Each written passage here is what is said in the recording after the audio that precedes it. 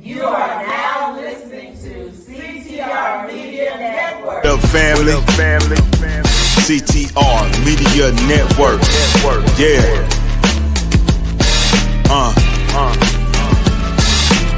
Best in the biz. Yeah. Join the team. CTR is who we are, the media network, that's the best by far. Whether you listen at your home, at your job, in your car, come get the information that's needed above par. Never lasting, motivational podcasting, giving you the answers to the questions that you're asking. Serious talks and topics, how to come up and profit, how to better yourself, your health is here, we got it. Reaching 350 million, they tuning in. We in 50 different countries, we all can. And like-minded, find your purpose and your assignment. Come get your fix, your feel, your mental alignment. Get active and speak to the masses. Build your influence all levels and all classes. Now you know you can monetize and grow. CTR Media Network, start the show. CTR Media Network.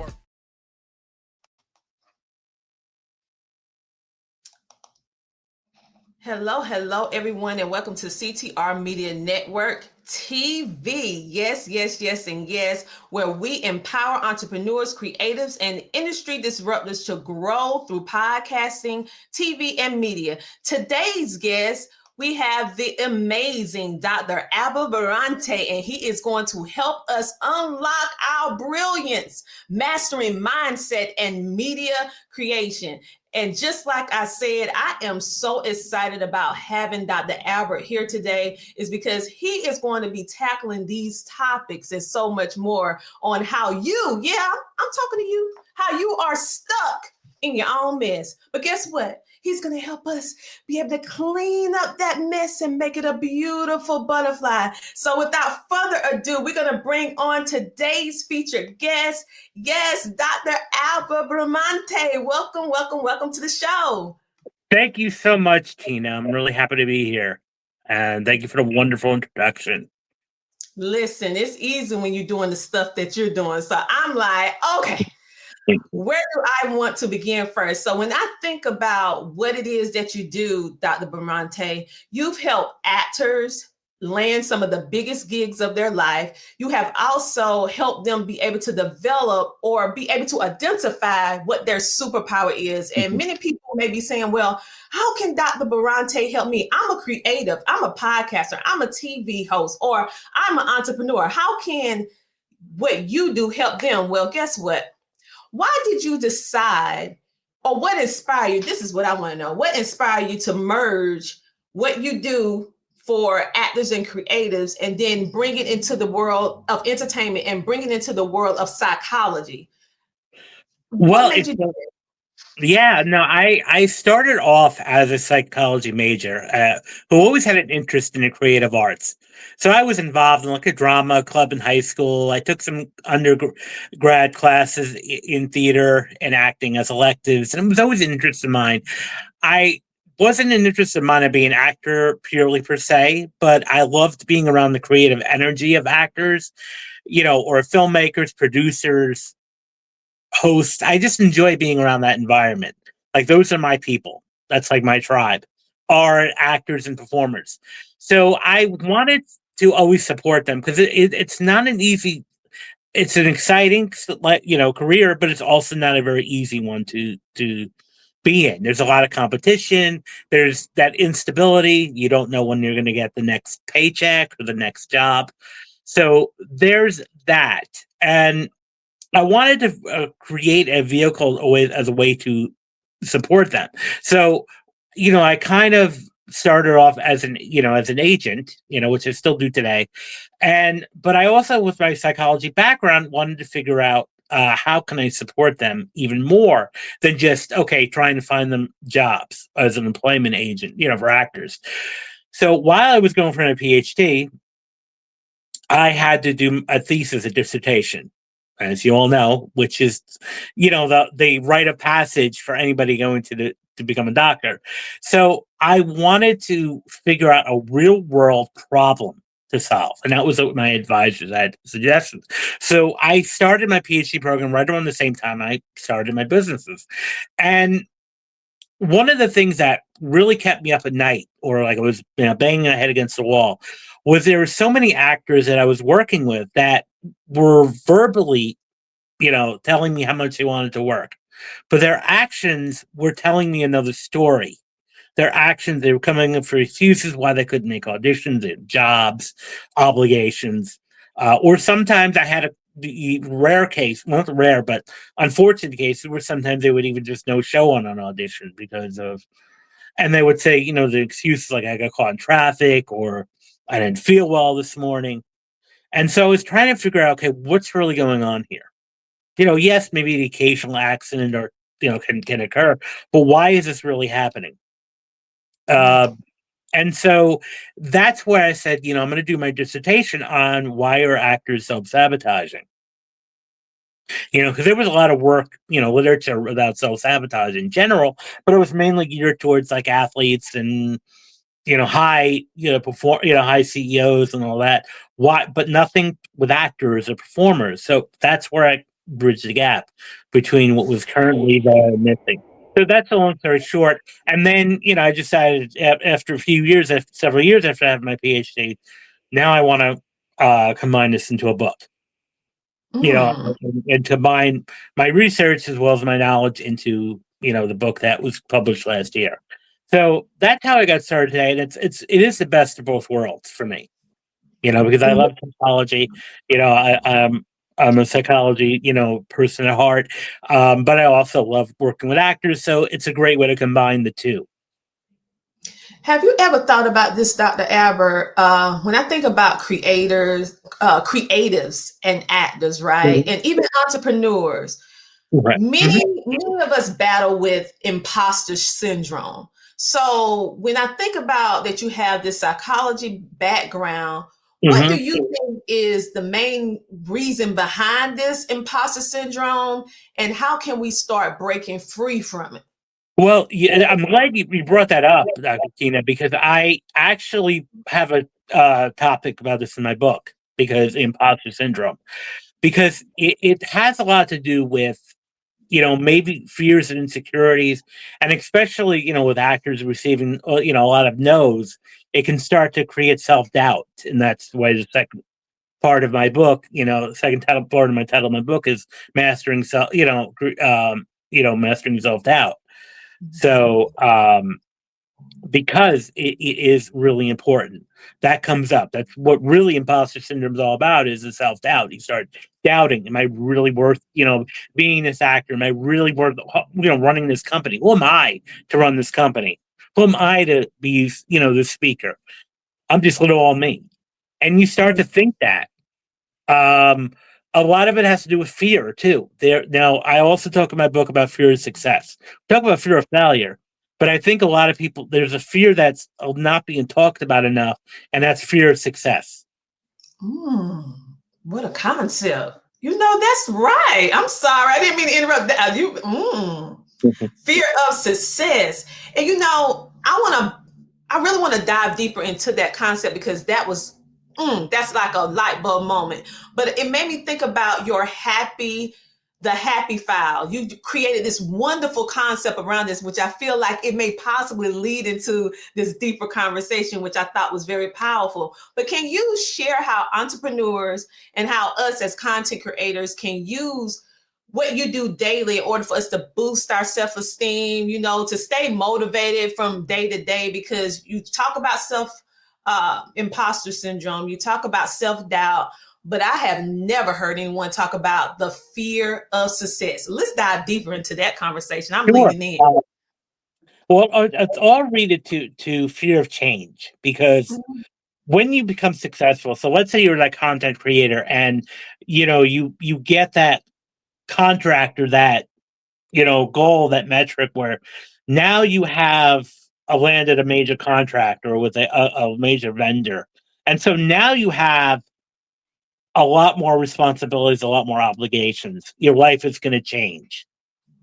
If you're that entrepreneur and you land that sale or that major account, so what can happen there is your life is going to change. Maybe you have higher expectations now. There, you might one of the things I talk about in my book is be careful about the crowd you keep around you, the tribe you keep around you. And that unfortunately can be family and your close friends who might not always have the best of intentions for you. And that can hold you back too. That can create that self-doubt. Because if they're acting out of their own insecurities and their own, unhappiness, they can project that onto you. And therefore, shoot down your dreams. Because that happens a lot with the actors I work with. Their family or their significant others or their friends are like, maybe it's time to do another career change, or, this acting thing may not be for you. And even though they may be consciously saying, I'm doing this with the best of intentions, they're responding out of their own fears and insecurities. Because what they're really scared of is, well, if you hit it big, you're going to leave us or you're going to forget about us. And also, because we're social as human beings, we value relationships as much as possible. So we're afraid of losing those relationships. So, fear of change, those fear of relationships can cause, therefore, us to play it safe. But what way to, our brain, our subconscious mind is going to protect us from fear by not letting us achieve. So therefore, I'm not going to put out even though consciously I may be put as a content creator, be saying, hey, I'm putting out good content, but I'm not doing what I can do. As an actor, I may not be giving the best on auditions because, well, I'm getting the role may be more terrifying too now because my life is going to change. So there's a whole host of reasons why I would do that. For your relationships, and that's another thing I address in my book is take stock of your relationships in your life. Also, I think another actionable item for your listeners is watch the crowd. Hang out with high achieving people. If you listen to speakers, even like Tony Robbins, that would kind of say like you're some. I can tell a lot about you by the 5 people you hang out with the most. So your tribe should be, at least on your playing field, even higher. I hang out with higher successful. If you're a content creator, go for those that have, a lot more followers than you have, and start seeing what they're doing and hang out more with them. If you're an entrepreneur, hang out with more higher, more established entrepreneurs because they'll build you up, not hold you down. I agree with you. I agree with you with that, Dr. Albert, because I tell myself as well as other people that every day, your company you keep is very, very, very important. I want you to expand on what you were speaking about, but I wanted to touch this because you have expertise in this particular area. Mhm. And I'm seeing this so much on social media, in different studies, especially when you start talking about the study of the brain, with NLP. Now we see those letters all the time. NLP, if you're reading any type of thing about your body, and self-sabotage and trying Mhm. to achieve higher level of achievement. Yeah. So my question for you is, for people, my viewing and listening audience that don't know what NLP is, can you explain that in layman's terms, in a nutshell, what that is Sure. and how it can Well, help us? it's 3 letters stand for neuro-linguistic programming. Mhm. So neurology, meaning your mind, your brain, linguistic, the language you speak, not only outwardly but inwardly to yourself, and then programming. So it's kind of like working with how you plan your day, how you go about your behavior. So it's implementing like your brain and language combining together for change. And there's a lot of things we can do to change the wiring of a brain. So we have to change internally before we can really change externally. Because a lot of people, have a hard time making changes in their life.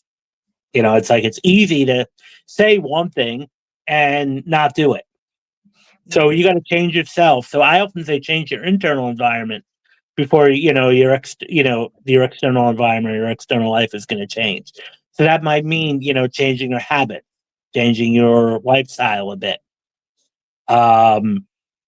like what really inspired me, is all these years I've been on social media, and we see, especially around the new year, oh, it's a new year, new me, you know, right around December, the 20th to the 30th, like the honeymoon phase about the new year coming in the first week in January. Oh, this is going to be my year. And then yet every year is the same year. Because what's happening here is you're not committing to the changes internally. So that might mean changing a lifestyle. So when you do these changes over time, where neurology is going to rewire itself, your brain, there's something called neuroplasticity, which is about the brain and nervous system being able to rewire itself and make new connections. And the way to do that is by changing your behavior, changing your internal states, how you react to things. So some practical techniques that you can use.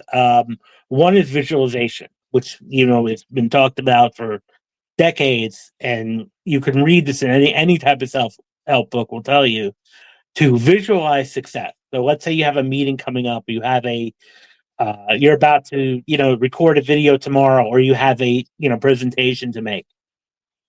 Visualize it in your head over and over again of going well. So adding a little bit of like an NLP technique would be to visualize yourself in a movie theater, watching yourself on screen, doing this presentation or doing this, whatever you're setting up to do, and it going very, very well. And then in your imagination, I would always say, now step into the movie screen.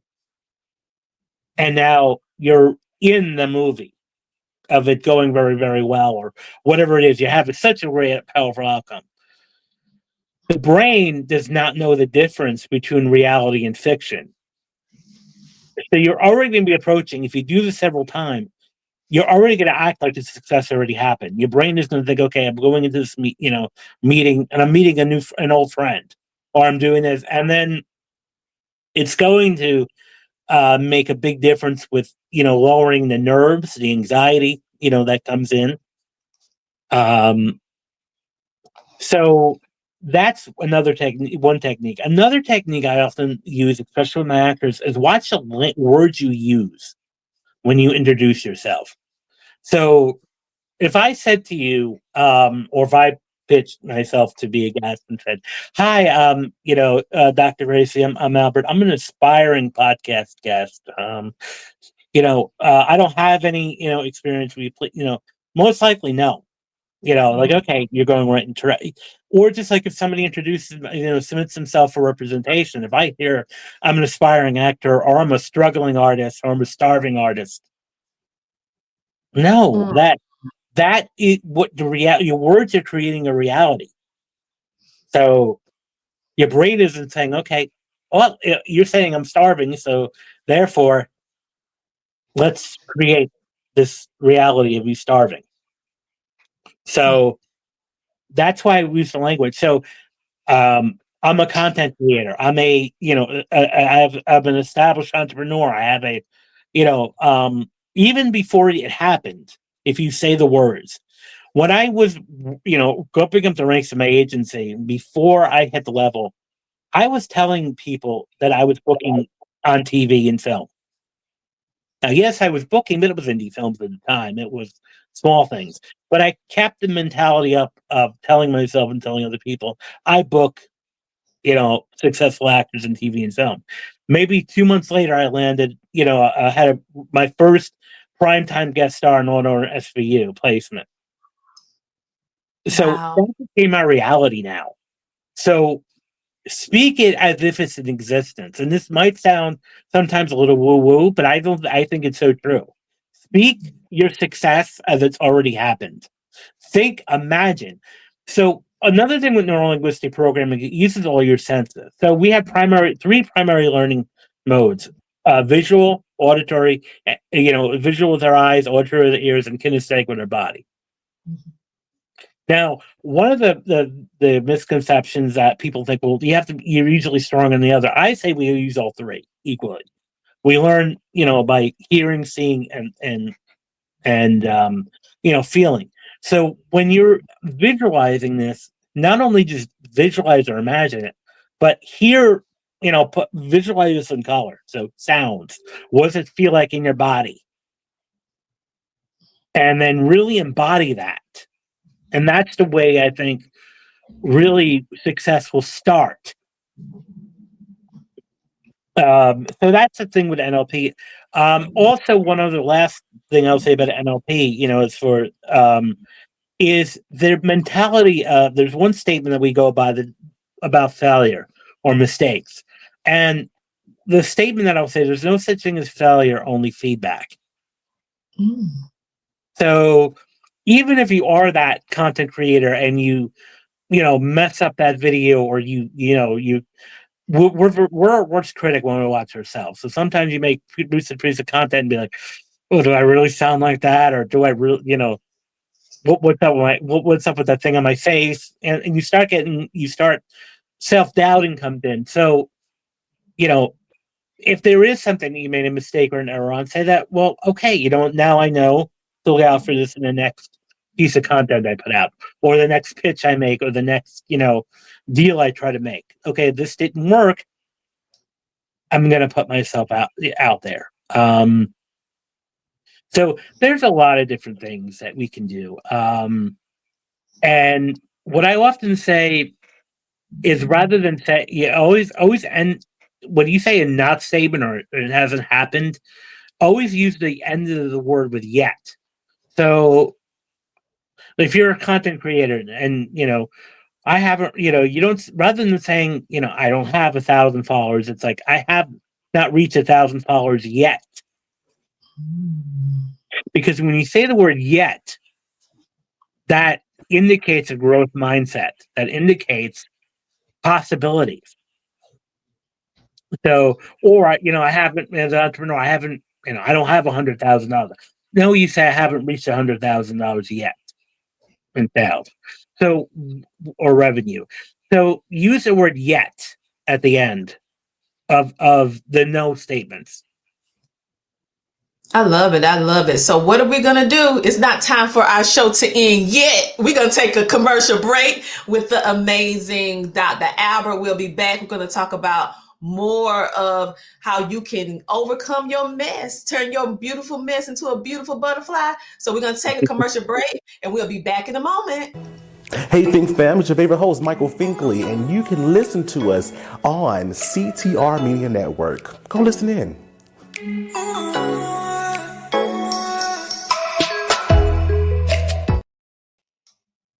And just like that, we are back. But I come along with an amazing guest that you saw just before our commercial break. It is the amazing Dr. Albert. And he was just helping us get out of our own way, getting out of our mind. And before we went to commercial break, he was dancing on the topic that I want to talk about a little bit further. What was that topic? Reframing your mind, rethinking how you can be a high performer. He told us to use the word yet at the end of something that hasn't happened yet, and how it's very important that we reframe how we think and we reframe what we say, because what we say and what we think materialize in our life. So with that being said, Dr. Albert, I would love to dive a little bit deeper into this topic, because you personally write about reframing failure as a tool, not a trap.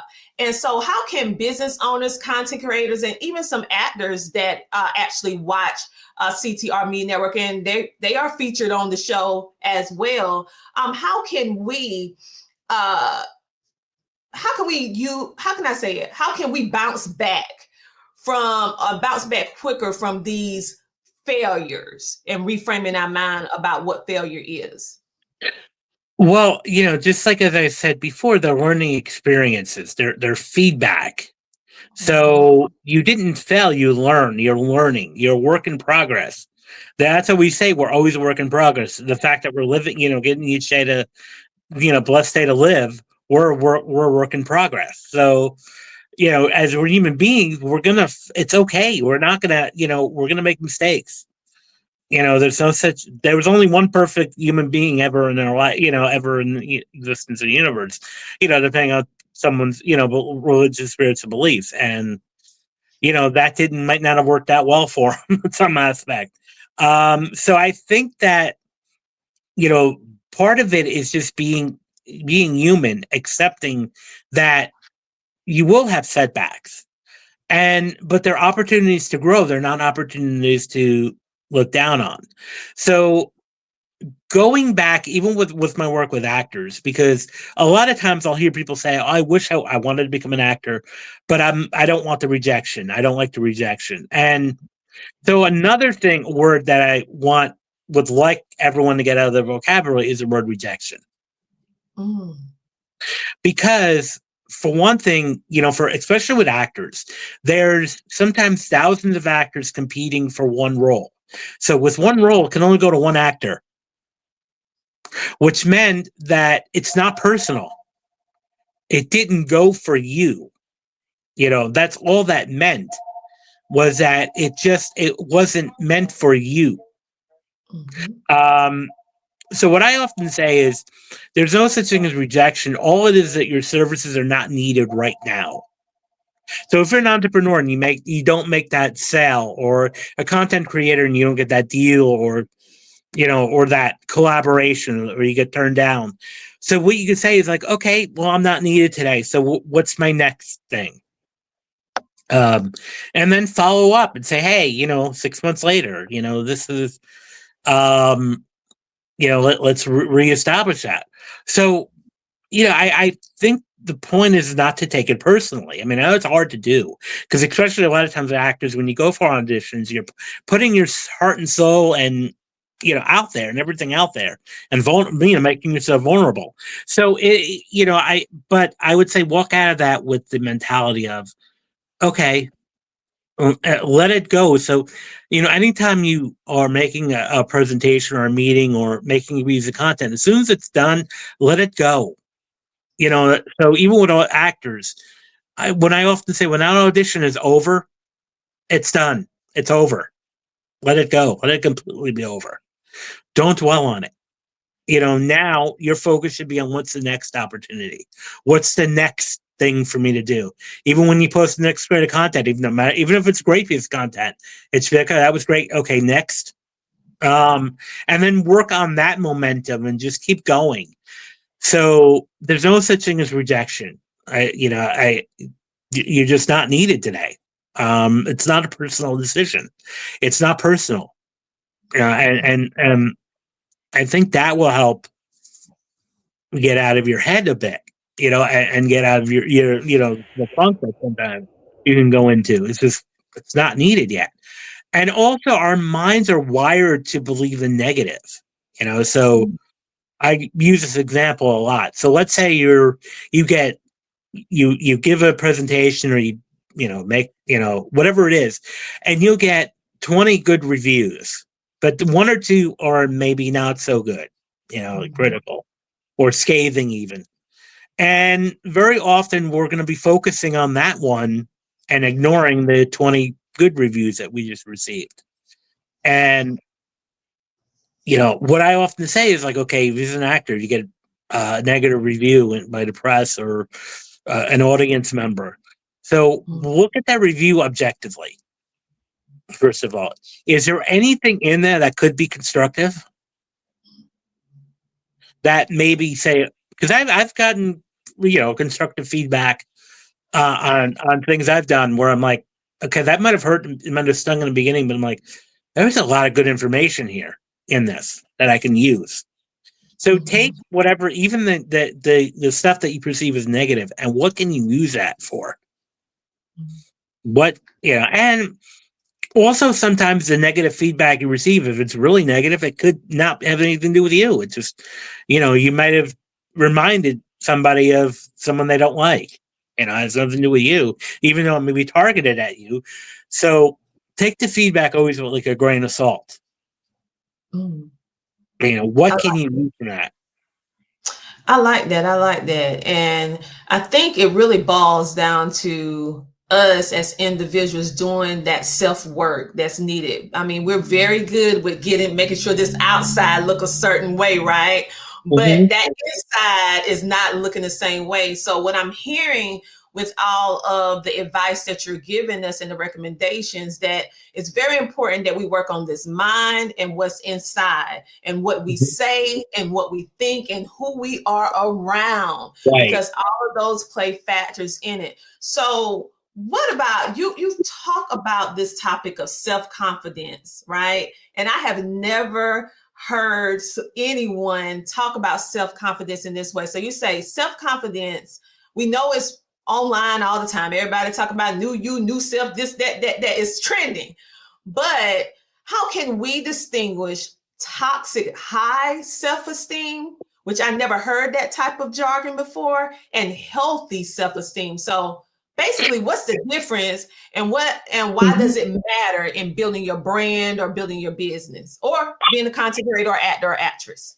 Well, they're all related. I mean, healthy self-esteem and toxic self-esteem, I think the biggest difference would be humility, being humble. Humility is the key. So, there's nothing wrong with thinking highly of yourself and thinking that you're valuable and you deserve a seat at the table, but the difference with toxic self-esteem is you're not open to feedback or constructive criticism. The one thing that I've found, and this is when I did my dissertation, one of the variables I did my dissertation on was toxic high self-esteem. And I've even found it surprising too in the beginning when I was first doing this. But they're almost like, I would say toxic high self-esteem and low self-esteem are cousins. They were highly related, very much. And the difference with toxic high self-esteem would be not open to feedback, not being coachable. These people, when you point out, constructivism, they get really defensive. They think they're the best, of the best. But yet when you point out and say, well, maybe this could be done in a different way, they shoot you down and start putting you down. It's like, well, no, you're the one wrong. And sometimes with a small number of actors that I've found, is they're not coachable, so when you try to tell them suggestions, it's like, well, you don't know what you're talking about. I'm, went to this school, 20 years ago, I'm trained, and so, but they're not coachable, because with any profession, whether you're a CEO, whether you're a content creator, whether you're an actor, actress, or professional, you're always going to be learning. And I often say this, like, I'll always be learning till the last day of my life. I'm constantly learning. I have a PhD. I'm always reading. I'm always listening to podcasts. I'm always, engaging new content because I need to learn. And that's, I think, the big difference, because, having a healthy self-esteem, knowing you deserve a seat at the table, but you're always learning and you're always coachable, and you believe everybody else is equal, that, and you help motivate other people that are struggling. So I think that's the biggest difference. Those are some great points, because like you're saying, we have to be a forever learner. And by being a forever learner, that's going to enable us to be able to grow and be able to hone in on our skills even more. And I know that you have so much experience, not only in the books, but also experience in life, because you have worked with so many different high performing talents over the decades. And so with all that experience, do you notice one or maybe two habits or mindsets that you see that is consistent with those type of individuals who have mastered the art of succeeding in the arts, or maybe they are a business owner as well? What are those one or two habits that they've been able to implement in their life that has helped them be successful? Have you noticed any of those habits? Yes, having a disciplined system. So in my book, I talk about personality traits, and one of the traits I talk about is conscientiousness. So being conscientious means being disciplined, being focused, and that is one of the biggest successes. And a lot of psychological research has backed this up. That the more conscientious you are, the more disciplined you are, the more successful you're going to be. So the more hardworking you are. So keeping, a sense of commitments. Now, one of the things I will say about with the virtue of conscientiousness, a lot of us are not as conscientious as we think we are. We overestimate that. So if you take a look, there's a lot of personality tests you can take online that measure conscientiousness, and a lot of people who take these tests are surprised they don't score as high as they think they are. So maintaining a disciplined system, a focused system, a calendar. I don't say a to-do list, but I say a calendar is important. Maintaining a calendar, maintaining a focus of things you're going to do and follow through on them. That I would say is the biggest success rate I see. And again, just the confidence and the belief in themselves. Why do you say a calendar instead of a to-do list? Because if I say, let's say I put a list up and say I need to clean today, I need to, send out these emails, but I don't set an actual date or time on them. I just have a to-do list. And then that list gets longer and longer and longer. And then our inboxes get cluttered and cluttered and cluttered.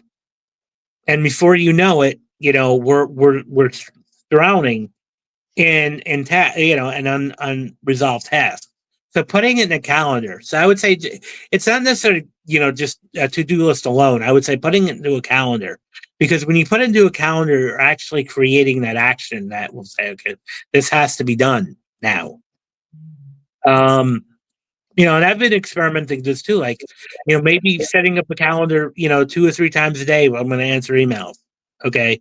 I'm going to block out 15 to 20 minutes to read and answer emails at a specific time, rather than saying, well, I'm going to answer emails today. Well, that's great. But then you're going to get distracted with other things that are going to happen.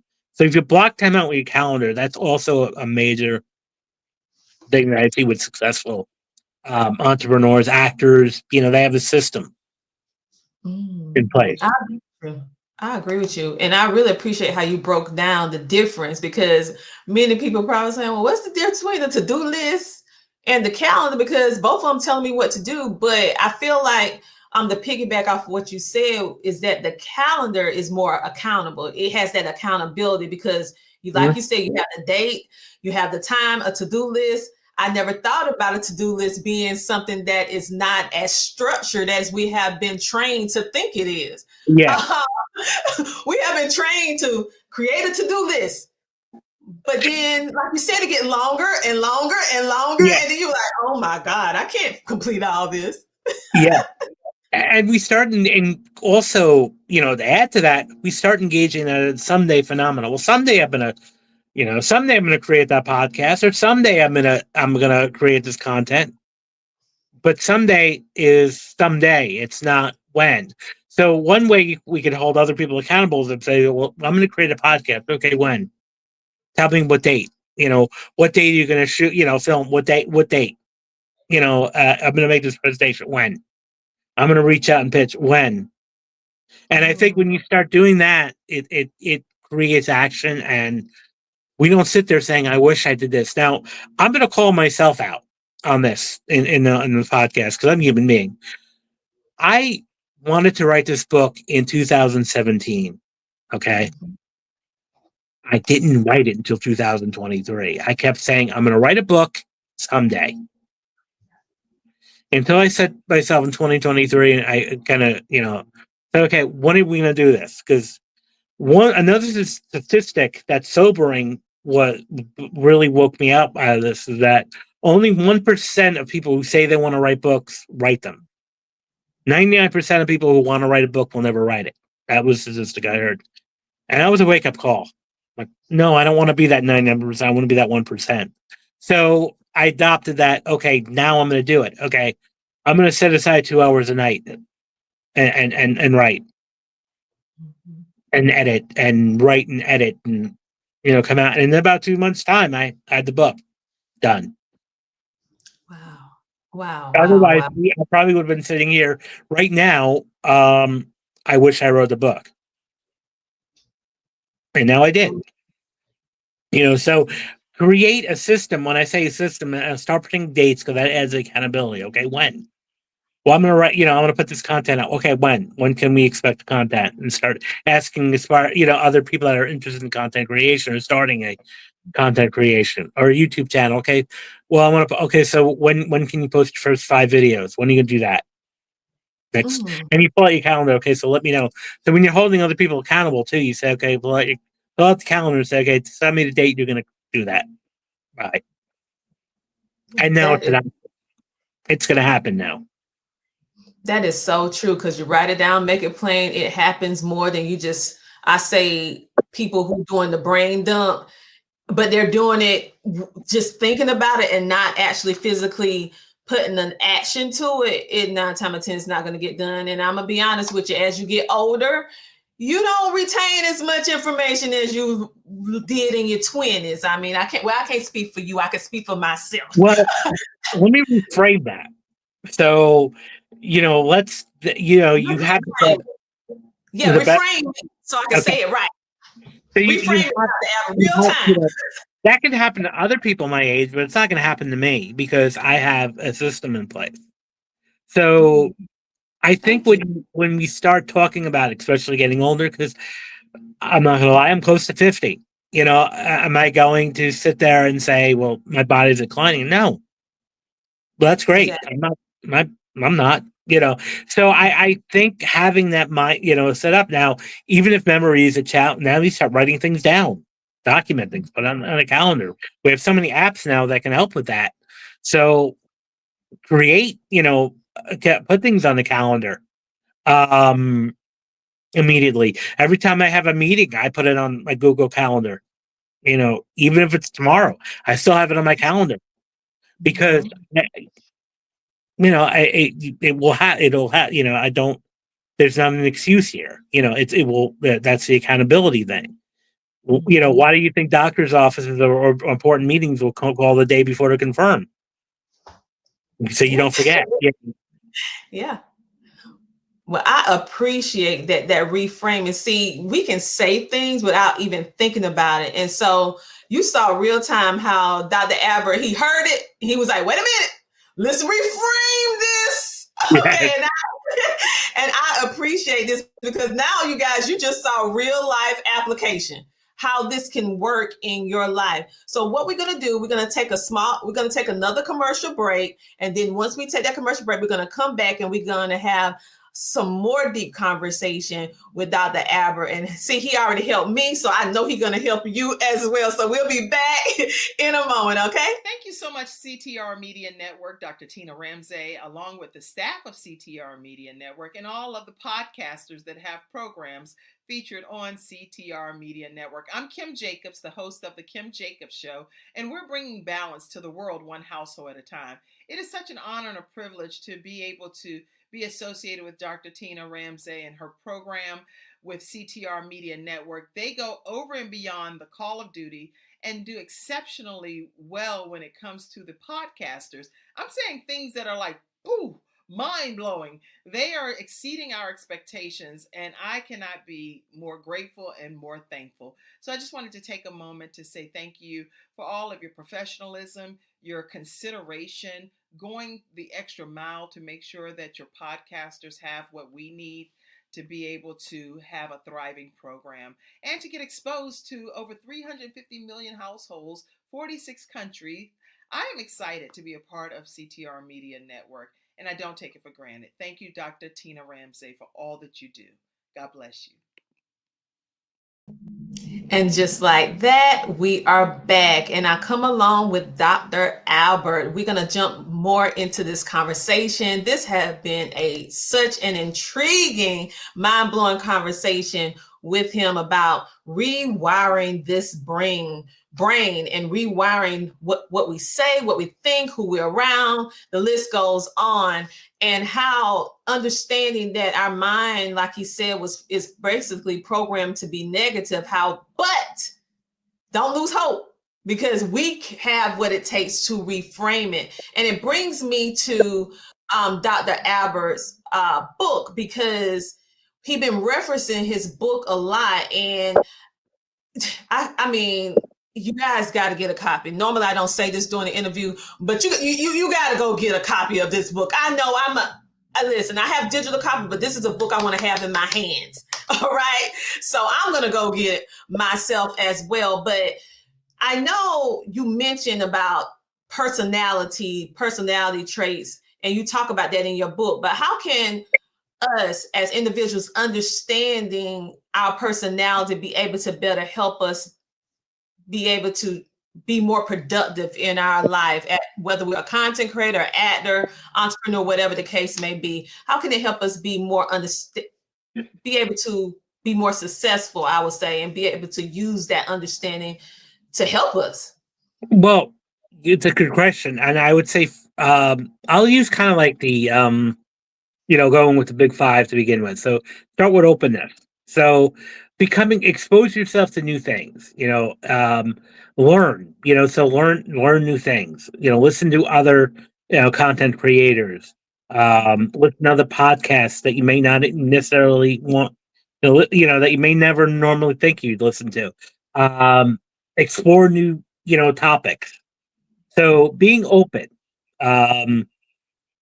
To new experiences, because a lot of people are not open, like open-minded. So you know start thinking about yourself when you go to a restaurant. Do you order new food, or do you just order the same thing on the menu every time? you know if you order the same thing over time, you may not be as open-minded as you think you are. So being open-minded, try new things, get exposed to new ideas, different peer groups. When you go to events, sometimes I often say the best thing to do is sit at tables where, if you go with a friend, I think it's great for that support system, but you should be, separating and hanging out with new people. So sit at new tables every time, like we'll say you go to a repeated event and there's lunch or dinner served. Sit at new, because you need to learn from other people.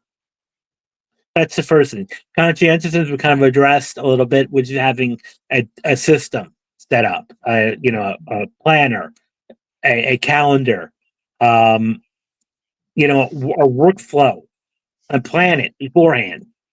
What some of the best entrepreneurs will plan their day before the day or two before. Okay, this is what I'm going to do today. Now, yes, some things will come up, that are going to be last minute. But when you have a solid plan, you can, and you can even put in your day. Okay, there may be an hour or two here that I may have to shift, or because something may come up. The next part is extroversion. Now, it's hard. It's a little difficult sometimes for especially for a content creator or a business owner. You have to be a little bit extroverted. You have to get out of your shell a little bit. Now, I'm not saying you have to go to rooms full of people, or crowds full of people. I'm not a big fan of like the networking events that are in bars and clubs, because that is just a little overwhelming. I consider myself an ambivert, which is like the middle between introvert and extrovert. So, like, I love people, but if I'm I'm not comfortable in a large bar or club or lounge setting where there's hundreds of people around that I don't know. Mhm. So, but you still have to put yourself out there. So, as a content creator, you have to be recording and reaching out to other content creators for collaboration. If you're a business owner, you have to contact with other entrepreneurs. You have to put yourself out there. And then the next is agreeableness. So agreeableness is how well you cooperate and how well you compromise. So being somewhat coachable is also another trait that we all have to be able to do, is be coachable. But also there's a balance too, because sometimes you have to stand up for yourself. And when it comes to negotiations, if you're negotiating a contract, if you're negotiating a sale, it's good, yes, to be agreeable, but at the same time, you also have to stand your ground. Other side, whether you're the business owner or the customer. So, and then the last one is neuroticism, which is an odd word, but I feel like neuroticism is all about how you react to stress. So, not working on that, because some people are more neurotic than others. What I mean by that is they get reactive when things don't go their way, or they get frustrated. They get easily phased. You'll see these people get really anxious very easily. Mm. So sometimes working on that, some meditation sometimes, or just being mindful can help. Taking time out, taking steps to recharge. Also, a work-life balance is great. I mean, I know a lot of times when we're entrepreneurs or content creators, we think we have the misconception we have to be on 24/7. That's not true. You need time off for your family, for your friends, just even for your own self. So I'm a big believer. If you need to take time off, a weekend off, or you should all everyone should be taking weekends off, or somehow 2 days a week off, some degree of time away. So that's using kind of like using the big five in a sense of what I talk about in your favor. Mm. That was excellent and some great, great points. And so we have been referencing this book the entire show. And you're probably saying, what's the name of this book? Well, if you want to confront self-doubt and master self-sabotage for performing artists, and don't think it's just for artists, just actor and actress, as you can see, his strategies actually work for content creators, podcasters, TV hosts, entrepreneurs, business owners, anybody that is in the creative space. And his book is called Rise Above the Script: Confronting Self-Doubt and Mastering Self-Sabotage for Performing Artists. Listen, this book is not just for artists, like I said, it's for all of us. And as you can see, he helped me real time. Real time. And I am a great content creator, right? But I'm a podcaster. I have many different hats that I wear in this, I would say, creation, this world of digital creation, okay? And so what I'm telling you is this is a book that you're going to need to help you with your mental health, okay? One thing that I personally see with content creators, entrepreneurs, business owners, actors and actresses, because we battle some of the same things, is that we don't take the time, like Dr. Aber said, to recharge, to feed our minds with things that are going to help us be better, things that's going to help us rewire the brain. Because if you don't know how to do it, you need to speak with someone who already have the understanding and the knowledge to help you go systematically, step by step. Because if it's not something that you know, you have to go to somebody who do know. So this particular book, I know you said you was going to do it in 2017, but you did it in 2023, and that's all right with me. I'm happy that you have this book ready. So Dr. Albert, where can we find your book? So it's available on Amazon, and I have it in different formats. I have an ebook. I also have paperback and also audiobook. So if you want to go on like Audible, or if you want Spotify, or even Google Books, wherever it is when audiobook is, it's there. I have it in a lot of different avenues. So it's available in any and all formats. So I highly recommend it. And I think, we're all performing in some aspect, whether we're, again, entrepreneur, a business owner, a professional, we're always performing in some aspect. So this book is relevant to all, disciplines. So I highly, I would definitely do my own work. And that's where I think the important thing with high self-esteem is being able to know we have a good product. It's not, but it's still, we have still room to grow. So I would always say, leave with that is like, we're always a work in progress. We always have room to grow. And I'm constantly, like I said, learning, new things. And, and I love learning. And that's, I think, a mindset I think we all should have, is the love of learning. I agree with you 100%. Well, Dr. Bramante, I want to thank you so much for being a featured guest on our show today. Your insight, your strategies are so insightful. They're so powerful. And even though we're talking about complex topics dealing with the brain, you made it very simple.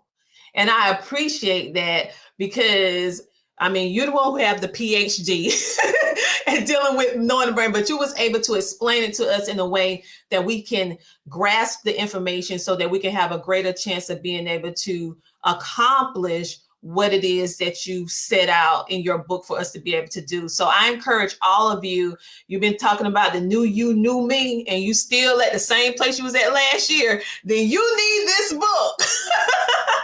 Okay, because he's going to give you the tips and strategies that's going to help you and I be successful forever to our lifespan, I would say like that, as long as we have breath in our body. So on this note, you guys, I want to encourage you to download the CTR Media Network app, and I want to hand it back over to Dr. Bramante for a moment. Is there anything else you would like to say to our viewing audience before we sign off? Sure. I would like to, give you the idea for the happy file for the audience. So here's the thing about a happy file. I'm as much as we have these apps, I always say keep a physical journal, whether it be a notebook, and always document your successes. There's no such thing as a minor success. So, if you're a content creator, you get a number of likes, you get a couple of good comments, write them down.